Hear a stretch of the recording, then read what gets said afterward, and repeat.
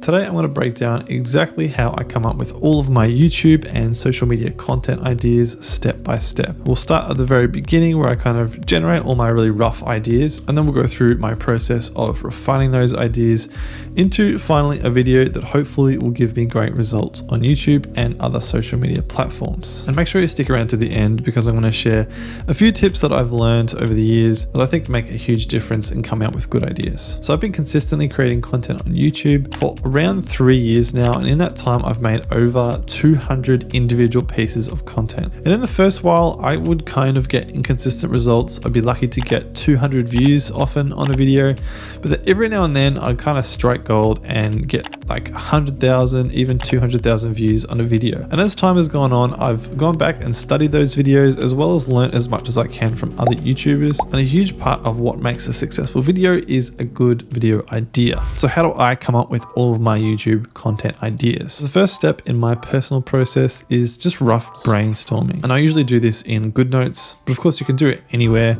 I find handwriting is often the best way to just get rough ideas out. And there's a few different methods I use to get my rough ideas down onto paper or onto the screen. The first is to just list out all the different topics that my channel is about. So for me, my channel is all about video content creation, home office setups, video content creation, tech, and other lifestyle stuff like electric skateboards. So I just list out all those different topics and then just write down as many different concepts within each of those topics as possible. So for example, in home office, I could put desks, I could put accessories, I could put ergonomics, I could put chairs, webcams, monitors, like all sorts of different things in the home office category. And then obviously I'll go through and do this for each of the different topics on my channel. Another good way of doing this is with mind maps. So I'll start with one concept. Again, we could go with home office, and then this might branch out into all those sort of subcategories of home office. And then each of those subcategories will branch out into other subcategories. You'll have a huge array of different ideas all centered around the one concept of home office. Another few ways I'll come up with rough ideas is writing down just videos that I'd like to make,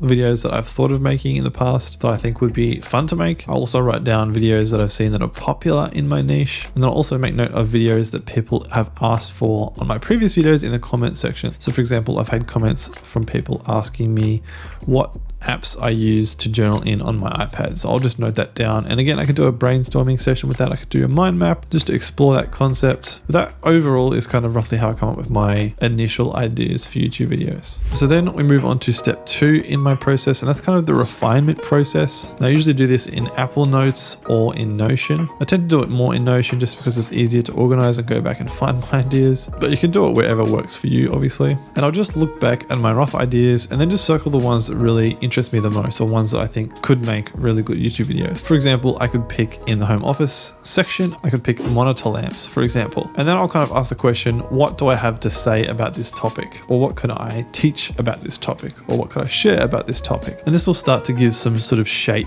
to that relatively broad concept and help shape it into some actual tangible video concepts. So for example, if I think about what do I have to teach about a monitor bar light, I could say, well, I know how to set one up. So I could write down the idea of how to set up a monitor bar light. Or I could think about the fact that I feel like I've gotten really good settings on my monitor bar light, and I could write down a video concept of how to get the best light settings on your monitor light bar. And obviously I don't think these are video ideas that I think would do particularly well, but kind of the whole idea is to just get the ideas out onto paper, not be judgmental, and just sort of get as many concepts and ideas flowing as possible. Another refinement method I use is to kind of break a concept down into steps. So if we go back and look at maybe the idea of home office lighting, and then I've asked the question, what do I have to share, or what do I have to teach about this video? And I might have come up with the idea of how to optimize your lighting for video editing, for example. And then I'll break that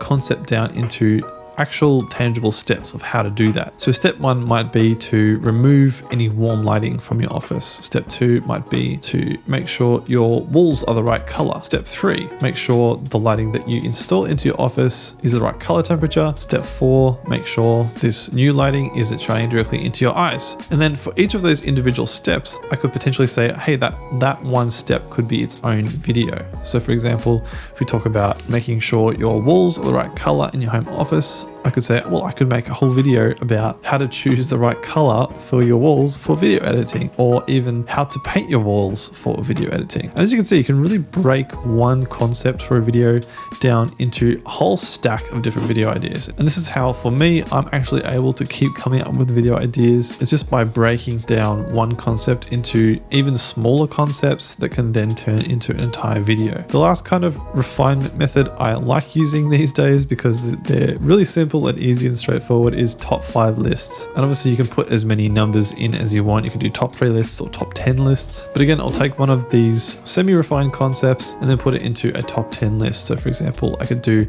top 10 monitor light bars, or I could do the top 5 ways to get the most out of your monitor light bar, or I could do like the top 5 paint brands for your home office or something like that. And the benefit of top 5s is just that they're pretty easy to come up with, and they're also usually pretty popular. People like having tangible numbers of things that they can go through and get value from. So top 5 videos always seem to do fairly well. And then finally, the last step in my overall video idea process is arguably the most important step, and that's research. And this is for me the key that's given me the most consistent results. Like I mentioned in my earlier days on YouTube, I would tend to get a lot of misses, and then every now and then I'd get a hit. Whereas these days I find I more consistently get hits. They're not always huge viral videos, but they get consistent views. And the biggest difference, I think, between those videos and the videos I make now is the effort I put into the research when coming up with the initial idea for the video. So by doing research, you kind of validating whether or not the idea is actually going to take on the internet or not. And research is relatively straightforward. All you have to do is open a guest window on your browser. This is just to make sure that your existing YouTube history and suggestions and recommendations don't interfere with what is actually popular on the internet. The first step for me is generally keyword research. And this is really simple. All you have to do is just type in a little bit of the concept that you've got for the video into the YouTube search bar, and it will give you a whole bunch of search suggestions. And often these search suggestions are what is actually popular on YouTube or what people are looking for. So I might type in home office into the YouTube search bar, and then a whole stack of different search suggestions will appear. And this will help give me an indication of what other people are searching for in the home office niche. And I'll take a screenshot of that and then paste it into a freeform board. I use freeform for my research these days just because it's really easy and it's free. And I'll try a few different combinations of keywords and get an idea of what people are actually searching for. And then I'll actually search for some of these different combinations of keywords and see the different types of videos that come up. I think the ones that I really try and take note of the most are the ones that are outperforming their own channel. So for example, if a channel has only 10,000 subscribers, but the video's got 100,000 subscribers, it's really outperforming its channel. So I'll take particular note of those videos. Again, I'll just screenshot the different videos that I find interesting or that are really working and collate them all into a freeform board. And from here, this gives me a kind of general sense of what is working and what's not around that particular video idea that I came up with initially.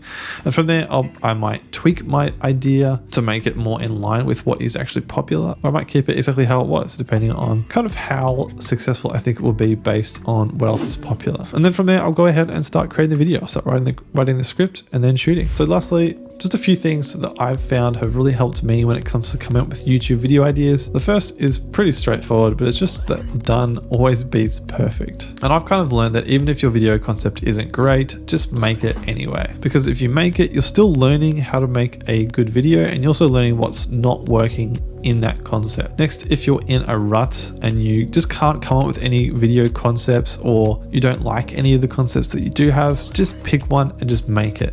Or even just film yourself talking about something and just publish it. I don't really know what it is exactly, but every time I'm in a rut and I feel stuck, if I just make something, the creative juices just start to flow again, and it just becomes a lot easier to come up with new ideas. And lastly, kind of like I already mentioned, I think research is a huge key when it comes to making successful YouTube videos. And the longer I've done YouTube, the more I think I'm realizing how important research is. It's kind of like the pre-production stage in any kind of video production or creative work. If you don't do pre-production, then chances are the actual production won't be that great. And I'm definitely finding it's the same thing with YouTube. So once you've got your idea and you've written your script, you'll need to film your video. But before you do, make sure you go and watch this video here where I talk about 10 common mistakes that video content creators make when it comes to filming. Other than that, I hope you have an amazing day, and I'll see you very soon in the next video.